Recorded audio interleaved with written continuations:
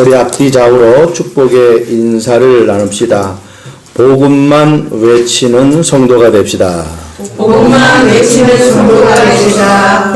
오늘 마가복음을 이제 오늘부터 우리가 말씀으로 하나님의 음성을 듣기를 원합니다. 왜 마가복음을 하느냐? 제가 기도하면서 로마서가 끝났는데 이제 무엇을 하나님 우리 성도들에게 하나님의 말씀을 전할까요? 기도했을 때 로마서를 사도 바울이 기록했잖아요. 그 사도 바울이 바나바와 선교 여행을 떠날 때에 2차 선교 여행 때에 이 바나바의 생질 조카가 이 마가예요. 그 마가를 바나바가 데리고 가자고 할 때에 바울과 바나바가 다투면서까지 마가를 제외시켰어요. 그래서 바나바는 자기 조카 마가를 데리고 가고 바울은 실라를 데리고 함께 두 팀으로 한 팀으로 출발된 선교팀이 두 팀으로 갈라져서 그렇게 사역이 시작되었습니다. 이 나중에 우리 이 서론의 말씀 보면은 디모데 후서 4장 11절 말씀 보면은 디모데에게 속히 오라고 하면서 마가를 데려오라고 합니다. 마가를 데려오라고 하는 이유는 그가 나의 일을 하는 데에 유익하다는 거예요. 이 말씀을 준비하면서요. 그래서 그렇구나. 그래서 이제 마가복음을 제가 우리 성도들에게 선포해야 되겠다. 그런 생각을 들었어요. 왜? 한때는 바울이 마가를 배제했지만은 하나님의 시간표가 되니까 다시 마가를 하나님이 바울에게 붙여가지고 하나님의 사역을 하게 하는 그 일을 우리는 볼 수가 있어요. 그래서 우리가 어떤 일을 할 때에도 그 순간 내가 그 일을 하지 못한다고 해서 여러분들이 실망하거나 좌절하지 말라는 겁니다. 오늘 우리 권사님이 기도도 했지만은 마가복음 1장 1절이 하나님의 아들 예수 그리스도의 복음의 시작이라고 했어요. 이게 지금 마가가 깨달은 복음입니다. 마가가 뭐라고 지금 서론에 기록하고 있습니까? 마가복음 1장 1절에 하나님의 아들이 그 예수인데 예수 그리스도가 복음의 시작이라는 거예요. 그러니까 복음이 무엇인지를 알고 이 세상의 시작이 복음으로 시작하지 않으면 안 된다라는 분명한 이유를 알고 깨달은 사람이 마가예요. 이 마가복음을 통해서요, 우리에게 하나님이 주시는 세미한 음성을 들을 수 있기를 바랍니다. 이 마가복음은요, 로마인, 이방인을 향해서 하나님이 마가를 통해서 던진 메시지입니다. 그리고 마태복음은 유대인을 향해서, 유대인은 누구예요? 믿는 사람들 아니에요. 하나님 앞에 택함 받은 사람들 아니에요.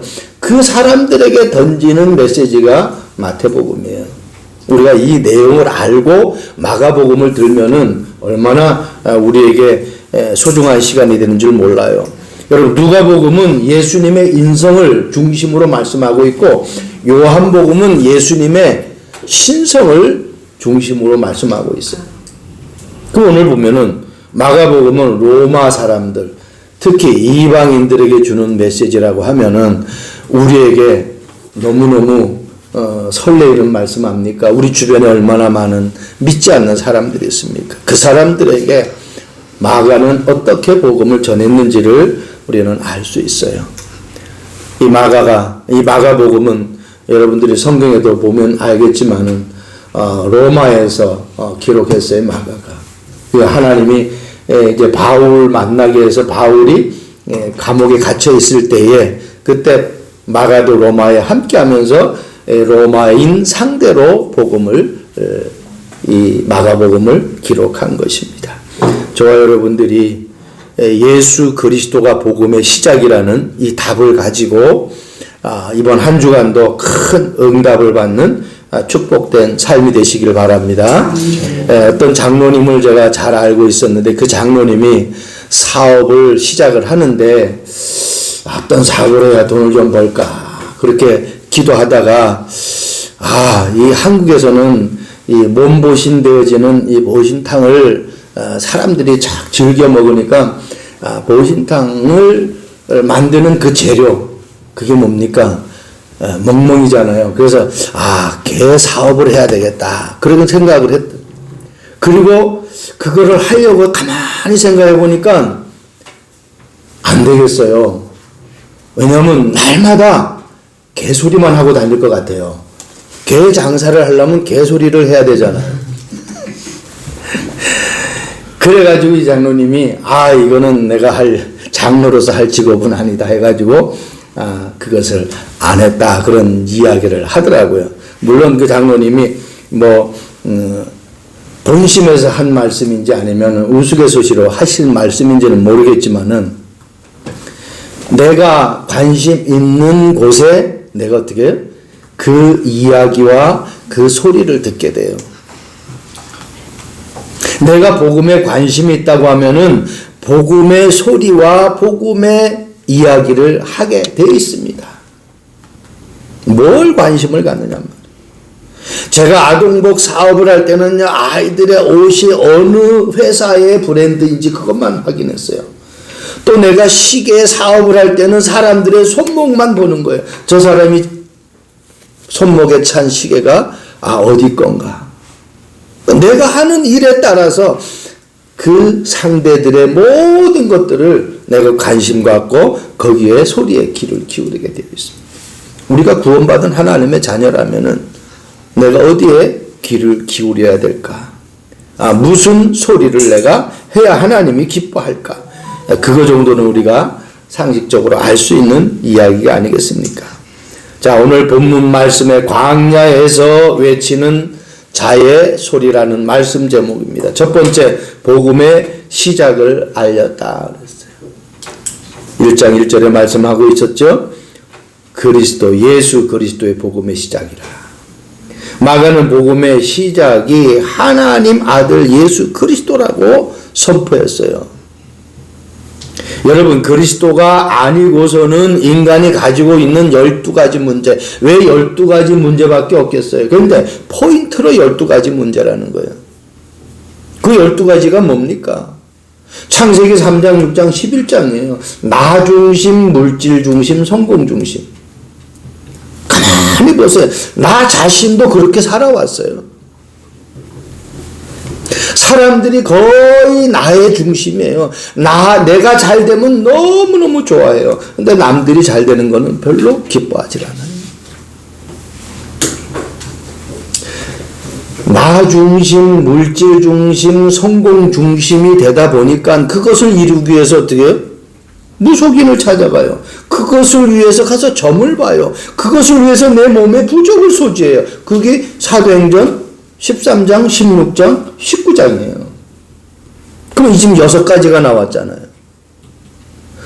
이 세상 문화가 성공 중심, 물질 중심, 나 중심이 되다 보니까 그런 우상 문화로, 무속 문화로, 점술 문화로 싹 가득 차다 버리니까 내 삶이 어떻게 되겠어요? 그런 삶으로 따라가는 거예요. 그래서 내게 문제가 오면은 이 문제가 왜 왔는지에 대해서 몰라요. 그러니까 어떻게 해요? 막 몸부림쳐요. 점쟁이를 찾아가고 우상 숭배하고 막 구술하고 그렇게 돼버려요. 그게 우상 숭배잖아요. 하나님의 형상으로 지음받은 인간이 하나님을 찾아야 되는데 하나님을 찾지 않고 다른 것을 찾는 것을 우상 숭배라고 그래요. 우상 숭배하니까 정신적으로, 영적으로, 육신적으로 문제가 와요. 저는 가장 피곤하면은 오는 신호가 입안이 헐어요. 저에게는 그래요. 그 사람이 피곤하면 저 같은 경우는 입안이 헌다니까 또 다른 사람들은 다르게 증상이 오겠죠. 어떤 사람은 이 얼굴 피부에 뭐 이렇게 뽀드락지 같은 게 이렇게 나는 사람도 있고, 어떤 사람은 입술이 부르트는 사람도 있고, 그렇게 되겠죠. 근데 그게 심해지면 육신의 문제가 와서 결국은 우리에게 죽음이라는 거예요. 그러니까 죽으면 끝나는 것이 아니에요. 분명히 심판이 있어요. 이 세상에 사는 것도 심판이 있다니까. 우리가 영적으로 죽음에도 심판이 있어요. 천국과 지옥. 그러니까 내가 안 믿으면 지옥 가는 것으로 끝나는 것이 아니라 그 안 믿는 영적 유산이 우리 자녀들에게, 우리 후손들에게 그대로 전달되어진다는 거예요. 이게 6가지 불신자들의 상태입니다. 단순히 불신자만 요즘은 생겨지는 상태가 아니에요. 하나님의 자녀도 복음 모르면은 똑같이 그 길을 걸어가는 거예요.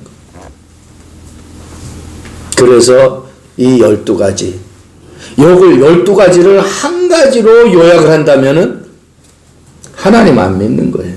불신앙. 그게 창세기 3장 사건이죠. 하나님이 에덴 동산에 있는 모든 것 다 너가 다스리고 정복해라. 마음껏 먹어라. 근데 선악과만 먹지 말라고 그랬죠. 하나님 말씀 안 믿었잖아요. 그게 불신앙이잖아요. 하나님 말씀은 안 듣고 누구의 말을 들었어요? 마귀의 말을 듣잖아요. 사탄의 말을 듣잖아요. 이 마가가요, 복음의 시작이 무엇인지 알았어요. 우리 인간의 문제를 해결하는 그 본질의 내용을 알았어요. 창세기 3장 15절 우리는 들어도 이 말씀을 내 것으로 만들어야 돼요. 여자의 후손이 뱀의 머리를 상하게 한다. 이 원시복음입니다. 창세기 3장 15절은 원시복음이야. 가장 먼저 하나님이 인간에게 주신 복음이다. 그래서 원시복음. 아멘.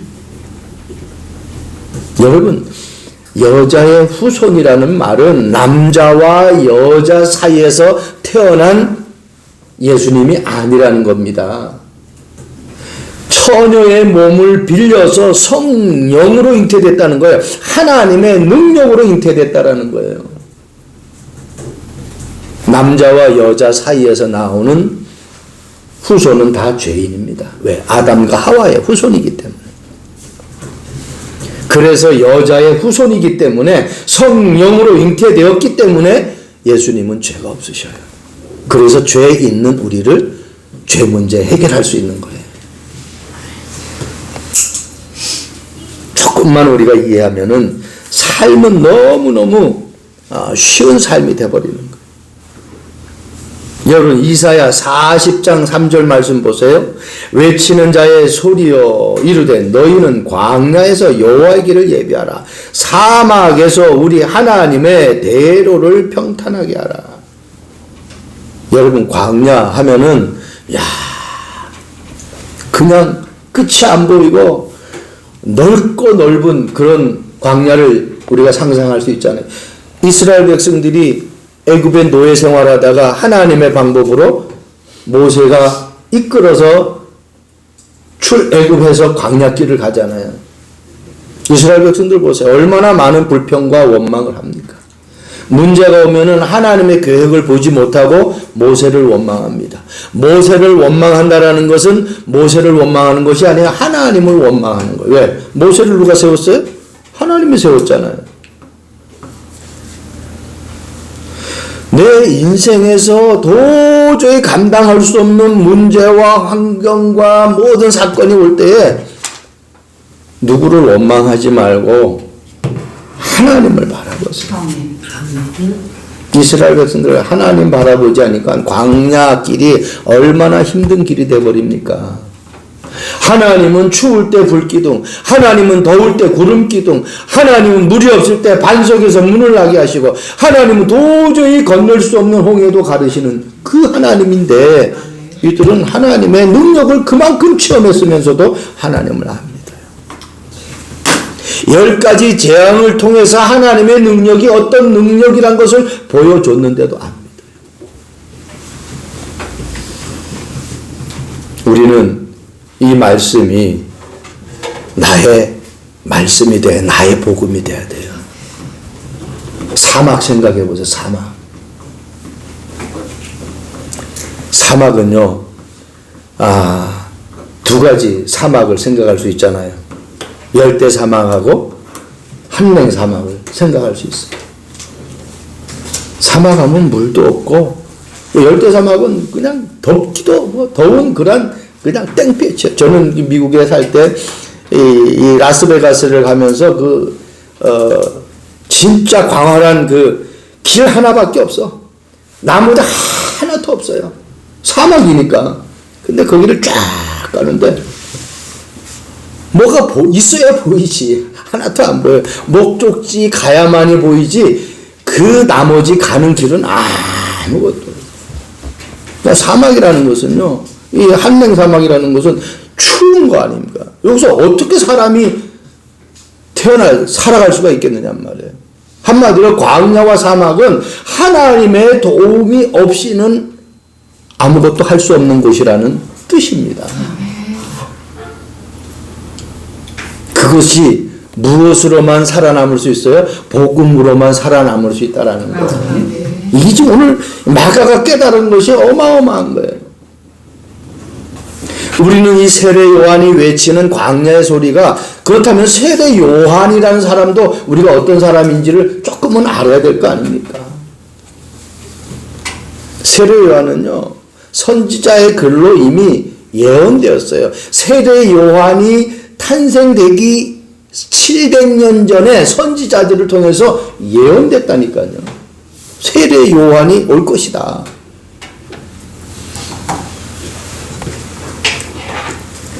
그러니까 이사야 오늘 본문 40장 3절에도 말씀하고 있죠. 말라기 4장 5절에도 말씀하고 있어요.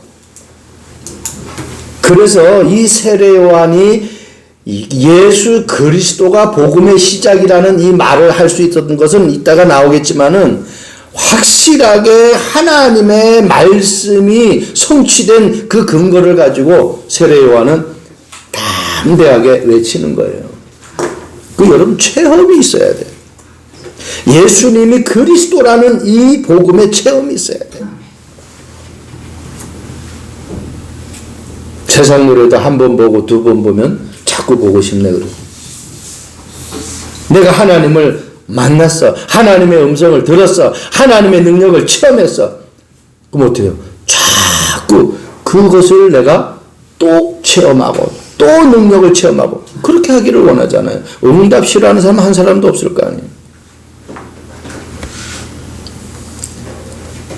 그래서 이 광야와 사막은 하나님의 능력이 아니면 안 되는 것입니다.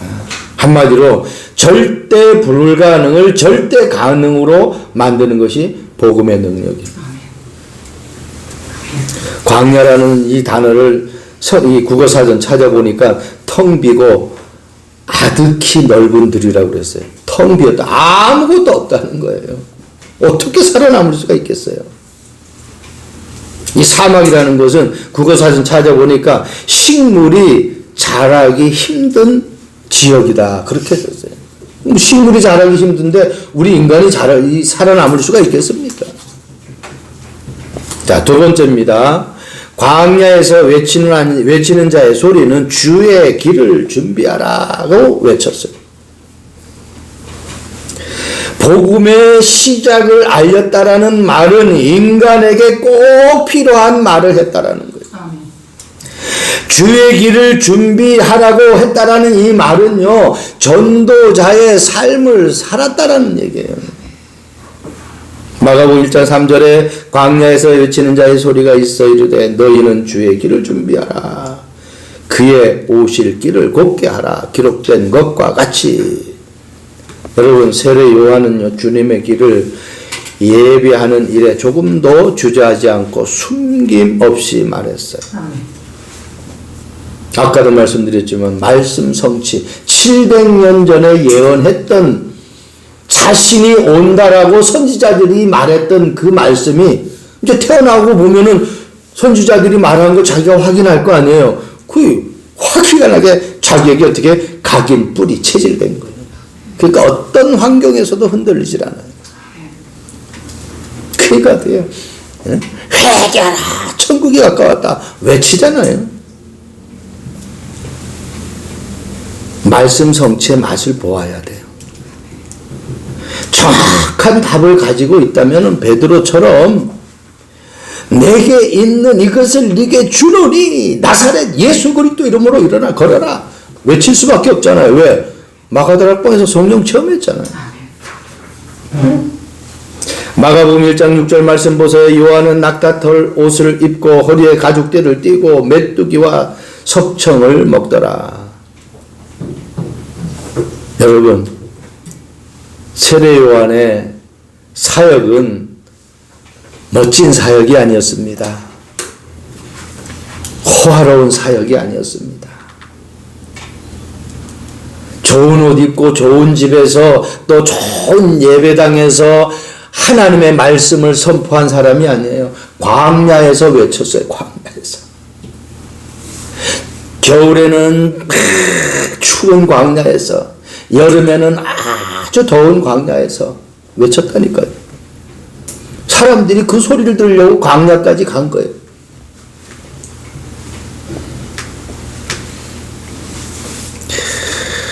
이 메뚜기, 저는 메뚜기 고먹다가 우리 집을 태워버렸는데 메뚜기 이게 진짜 건강식이거든요. 그러니까 사람들이 막 레스토랑 가가지고 아주 유명한 그런 식당 가가지고 이래 먹는 그런 세례 요한의 사역이 아니에요. 그냥 자연 그대로 먹는 사역이에요. 이 속초는 나무와 이 돌 사이에 이 꿀이 있는 그걸 갖다가 석청이라고 그러잖아요. 완전히 자연식품. 힘들고 어려운 환경 속에서도 하나님은 전도자를 위해서 먹을 것, 입을 것, 생활할 것 다 준비하셨다라는 겁니다. 그런데 그 삶이 평탄한 삶은 아니었습니다. 아주 행복한, 사람들이 볼 때 참 부럽다 그런 삶은 아니었어요. 그러나 그가 가지고 있는 복음은 사람들이 생각하는 것을 초월하는 그러한 축복의 삶이었습니다. 왜? 주님이 오실 길을 예비하는 삶이었기 때문에. 여러분, 우리가 무엇인가를 준비한다라는 것은 흥분되잖아요. 여기서 1,000,000원짜리 1억짜리 개를 든다. 그래가지고 참 나중에 3년 후에 1억을 탄다. 그 준비하는데 계속 하루 내 다가오면은 막 흥분되잖아요. 예를 들어서 이제 다음 달에 이 1억을 탄다 한번 생각해 보세요. 그동안 막 내가 고생해서 갯돈을 넣지만은 적금에 그 부은 금액을 매달 넣지만은 내가 다음 달에 탄다고 한번 생각해 보세요. 흥분되잖아요. 이거 받으면 이제 뭐 내가 가지고 있는 그 어려운 것들 거의 다 정리가 된다. 막 생각이 막 떠오르잖아요. 이 세례 요한이 그러한 호화로운 삶이 아니고 좋은 옷 입고 좋은 음식 먹고 좋은 환경에서 자기가 사역한 것은 아니지만은 주님이 오신다라는 나 뒤에 나보다 능력이 많으신 그 복음의 시조가 오신다라는 그 생각을 하면서 사역할 때 얼마나 흥분되겠어요. 기대가 되겠어요. 그러니까 아픔이나 어려움이나 고통이 세례 요한에게는 전혀 문제가 될 수 없어요. 여러분, 세례 요한은 분명한 언약, 이 말은 어떻게? 분명한 선지자의 사역을 했다는 거예요. 세례 요한은 이런 어려운 환경 속에서도 하나님의 왕 되신 그 능력을 가지고 그 비밀을 왕적인 사역으로 감당했다라는 거예요. 여러분, 마가복음 1장 7절 말씀 보세요. 그가 전파하여 이르되 나보다 능력 많으신 이가 내 뒤에 오시나니 나는 굽혀 그의 신발끈을 풀기도 감당하지 못하겠노라. 이 신발끈 푸는 일은요, 유대 사회에서 가장 천하게 여겨지는 일이에요. 이 뭡니까? 겸손. 죄가 있는 사람이 큰 소리 칩니까? 그런 사람도 있어요. 청문회 할 때 보니까 그런 사람이 있더라고. 근데 대부분 사람들이 우리가 상식적인 이야기를 하면은 죄 있는 사람은 어때요? 그냥 그래. 아무 말 못해요. 겸손해요. 그죠? 죄 문제 해결하는 건 누구예요? 제사장이에요. 완전한 겸손하게 만드는 제사장적인 사역. 나는 아무것도 할 수 없어요. 주의 길을 준비하는데 예수님이 오시는 그 사역이 뭐냐? 참 선지자, 참 왕, 참 제사장의 사역을 하러 오시는 거예요. 인간이 할 수 없어요. 세례 요한도 사람이라니까요.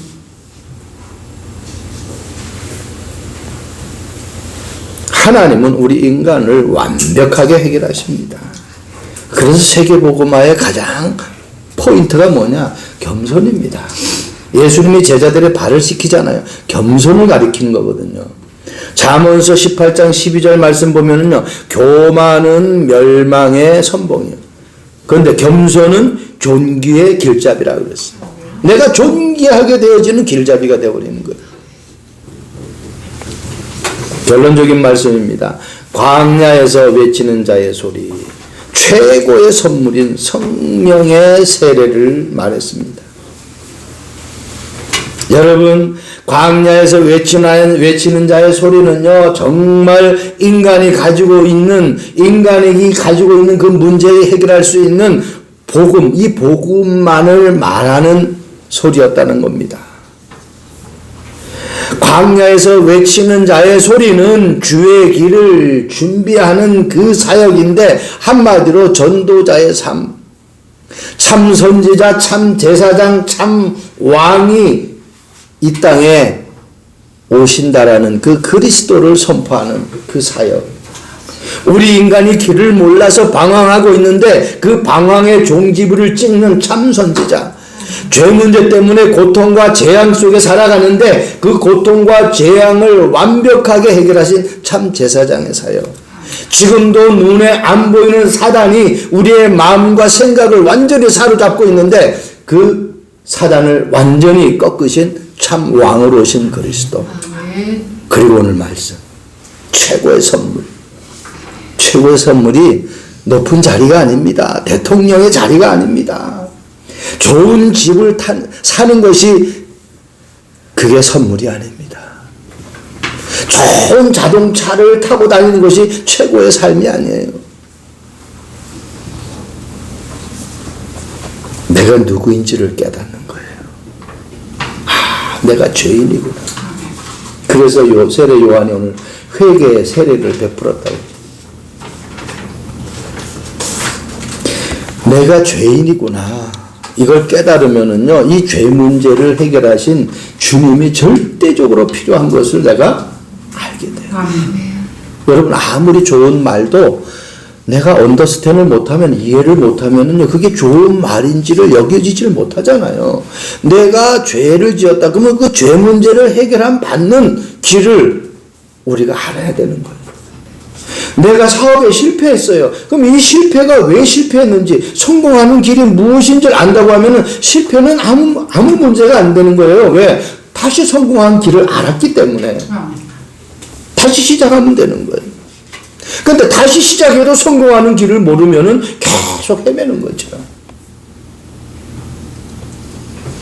세례 요한이 인간이 가지고 있는 그 모든 문제를 완벽하게 해결하신 그 주님이 오시는 길을 준비하셨다라는 건데, 그것이 가장 중요한데, 내 안에 아무리 선지자적인 말을 듣고 아무리 왕적인 말을 듣고 아무리 제사장적인 말을 들어도 내가 죄인이라는 것이 깨달아지지 않으면은 필요가 없죠. 그건 뭐 하려고 필요합니까? 이 물건을 사야 되는데 이 물건을 사려고 하면 나에게 돈이 있어야 돼. 그래서 돈 버는 거 아닙니까? 그죠? 내가 안 먹으면 죽어. 살려고 하니까 내가 돈을 벌어서 음식을 사서 내가 먹어야 돼. 그래서 돈을 버는 거예요. 그러니까 내가 죄인이라는 것을 깨닫지 못하면은 주님이 나에게 절대적으로 필요한 그것을 내가 깨닫지 못한다라는 거예요. 여러분, 가장 중요한 것은요, 주님만이 나의 인생의 행복을 만들어 주실 분이라는 것을 깨달아야 돼요. 이게 안 깨달아지면은 내게 아무리 주변에 많은 것이 있어도 그게 나에게는 아무 소용이 없습니다. 깨달아지고 그게 있어야 그게 가치 있게 쓰여지는 거예요. 성경은 말씀하고 있잖아요. 모든 사람이 죄를 범하였으면 하나님의 영광에 이르지 못한다. 그렇게 말씀하고 있어요. 여러분, 하나님의 영광에 이르도록 살아가게 만든 것이 우리 인간이라는 거예요. 하나님의 영광을 나타내려고 하면 내가 죄가 없어야 돼. 그 죄의 문제를 해결하려고 하면은 내가 예수님을 나의 구주로 영접해야 돼. 요한일서 3장 8절에 말씀하고 있죠. 죄를 짓는 자는 다 누구에게 속했다고요? 마귀에게. 그래서 사단의 종로로 사는 거예요. 회개가 제대로 안 되어지면은 내가 주님을 나의 구주로 영접한 사실이 제대로 깨달아지지 않으면은 늘 사단에게 당할 수밖에 없습니다. 내 안에 주님이 들어오시면 그분이 세상 끝날까지 영원토록 나를 지켜주십니다. 마가복음 1장 8절 말씀 보세요. 나는 물로 세례를 베풀었거니와 그는 너희에게 성령으로 세례를 베푸시리라. 성령으로 사도행전 18장 25절의 말씀 보면은요, 성령을 능통하게 알고 있는 신학자 아볼로 이야기가 나옵니다. 거기 보면은 아볼로가 뭐를 알았느냐? 요한의 세례만 알았다고 그랬어요. 한마디로 교리적인 세례만 알았어요. 지식적인 세례만 알았어요. 그러니까 이 아볼로가 성경에 능통한 자지만은 능력은 안 나타나는 거예요. 그런데 브리스길라 아굴라 부부를 통해서요, 예수가 그리스도라는 이 복음을 깨닫게 되었어요. 그랬더니 아볼로가 지금까지 역사가 안 일어났는데 그 복음을 듣고 나의 구주로 깨달아지고 나가서 예수가 그리스도라고 선포했더니 유대인들이 그 아볼로 앞에 다 무릎 꿇는 거예요. 유대인들을 이겼다. 유대인들의 말을 이겼다고 그랬어요. 복음은요, 이겨지지 않는 것이 없습니다. 다 승리할 수밖에 없습니다. 그러니까 복음을 내가 어느 정도 아느냐 말이에요. 그래서 사도행전 1장 8절 오직 성령이 너에게 임하시면 어디까지? 땅끝까지 증인된다는 거 아닙니까? 이건 뭐예요? 너를 통해서 세계 복음을 하겠다라는 거 아니에요. 너를 통해서 하나님이 이 땅에 예수가 그리스도 되심으로 오셨다라는 것을 증거할 수 있는 증인이 되게 해주시겠다는 거 아니에요. 사도행전 2장 1절 4절 여러분 너무너무 흥분되는 말 아닙니까? 오순절날 이미 이름에 그들이 다 같이 한 곳에 모였더니 호련히 하늘로부터 급하고 강한 바람 같은 소리가 있어 그들이 앉은 온 집에 가득하며 마치 불의 혀처럼 갈라지는 것들이 그들에게 보여 각 사람 위에 하나씩 임하였더니 그들이 다 성령의 충만함을 받고 성령이 말하게 하심을 따라 다른 언어들로 말하기를 시작한다. 성령 충만하니까 내 생각을 내가 말하는 것이 아니라 성령이 말하게 하심을 따라 말했다고 그랬어요. 이게 하나님의 능력이라. 내가 알고 있는 지식을 말하면은요, 지식 전달이에요. 그래서 능력이 안 나타나는 거예요. 그런데 성령이 말하게 하는 것을 말하면요, 이게 하나님의 능력이거든요. 그러니까 능력이 나타나는 거예요. 기도하세요. 여러분, 하는 사업에 하나님, 성령께서 나에게 깨닫게 하시고 할 말을 나에게 가르쳐 주세요. 기도하세요. 음식 만드는 사람은요, 하나님, 이게 음식 요리에는 이렇게 비율을 넣어야 된다고 하는데 하나님이 이 음식을 맛있게 만드는 방법을 나에게 가르쳐 주세요. 그럼 하나님이요 딱 아이디어를 준다니까 그거를 거기에 첨가했을 때에 그 음식은 하나님이 만들게 하는 음식이기 때문에 누구도 따라올 수가 없어요. 연주하는 분들도 마찬가지예요. 여러분이 하고 있는 모든 일 속에 하나님을 100% 의지할 수 있기를 바랍니다. 아멘. 초대교회 성도들은요, 다 연약한 사람들이었어요. 거의 다가 어부 출신이요. 예수님의 제자들도. 근데 이 사람들을 하나님이 쓰시는 거예요. 왜? 이 사람들이 성령 충만 받기를 위해서 마가다락방에 모였거든. 그래서 어떻게 마가다락방에서 성령의 충만함이 임하니까 이 사람들을 통해서 어떻게 해요? 복음이 증거되어지는 거예요. 저와 여러분들이 조금도 위축되지 않기를 바랍니다. 하나님의 능력은 살아서 지금도 성령으로 역사하고 있습니다. 여러분 고치 요시다로라는 이 일본의 사람 이야기가 있어요. 17세에 주인의 돈을 훔쳤어요. 18살에는 주인의 아내를 불륜의 관계로 맺어버렸어요. 그래가지고 그 죄가 부인의 아내를 그렇게 해서 뭐 드러나게 되니까 아내를 어떻게 해요? 불태워 죽여버렸어요. 관계를 맺고 불태워 죽여버렸어요. 그래가지고 무기징역형을 받았어요. 이분이 잠자는데 꿈속에서 천사가 나타난 거예요. 성경을 큰 성경을 보여주면서 그 성경 구절을 읽어주는 거예요. 그러면서 이 말씀대로 해라 그러는 거예요. 그래서 뭐 사람들 들어 뭐 이상한 거 꾸면 에이 뭐 이렇게 꿈이지 그렇게 생각할 수가 있잖아요. 그런데 그 다음날 또 잠자는데 또 똑같은 꿈이 꾸어지는 거예요. 그래서 정말 너무너무 이상한 거예요. 일본은 800만 귀신을 섬기는 나라 아닙니까? 완전 우상숭배예요. 근데 이 사람이요 똑같은 꿈을 그렇게 꾸니까 안 되겠다 싶어가지고 성경책을 산 거예요. 그래가지고 꿈속에서 가르쳐준 그 성경 구절을 읽게 된 거예요. 그러면서요 매일 성경을 이 사람에게 성령이 임한 거예요. 이 사람에게 능력이 나타난 거예요. 이 사람이 지금 뭐 무기징역형을 받고 감옥에 있잖아요. 언제 풀려날지도 몰라요. 감옥에서 성경을 계속 읽는데 자기만 읽는 것이 아니죠. 어떻게 같이 있는 죄수들에게도 이 성경을 읽어주는 거예요. 그 죄수들이 막 변하기 시작하는 거예요. 그래서 감옥 안에서 가장 소중하게 여겨지는 것이 무엇이 되어버렸느냐. 성경책이 그 감옥 안에서는 가장 소중한 책으로 여겨지게 되어버렸어요. 성령의 역사는요. 어디에서도 막을 수가 없어요. 감옥에 갇혀 있다고 막을 수 있는 게 아니에요.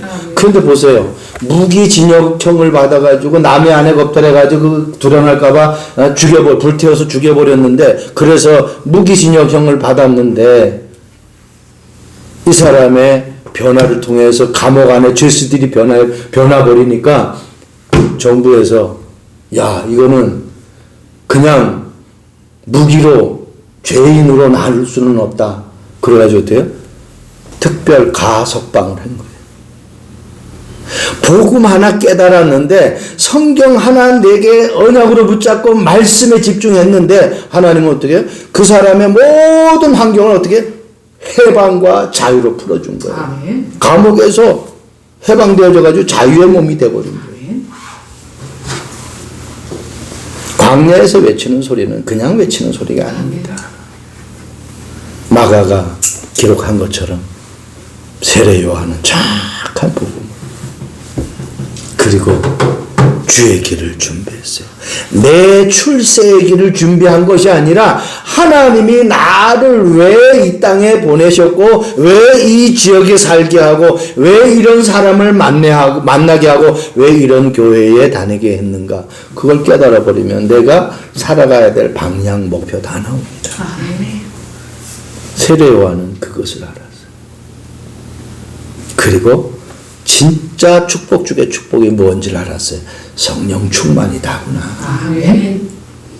내가 사는 게 아니잖아요. 성령께서 내 삶을 이끌어가는 사람. 아멘. 저와 여러분들이 가지고 있는 모든 문제에서 말씀의 능력으로 복음의 능력으로 성령의 능력으로 완전 해방받아 그 해방의 축복 그 자유의 축복을 내 주변 사람들에게 전달하는 축복의 한 주간 되기를 주님의 이름으로 축원드립니다. 기도하겠습니다. 좋으신 하나님을 찬양합니다.